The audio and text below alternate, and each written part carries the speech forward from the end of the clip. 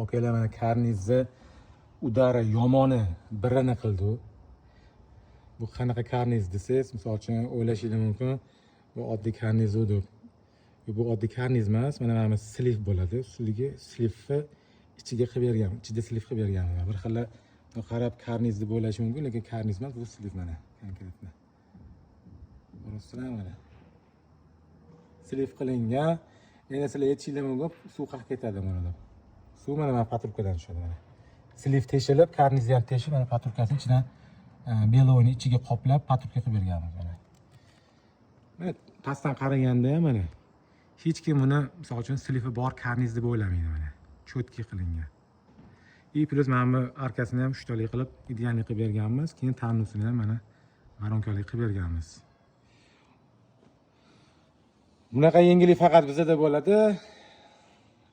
Mana shunaqa ishlar kimga kerak bo'ladigan bo'lsa, Abdulhayga murojaat qilaverasizlar.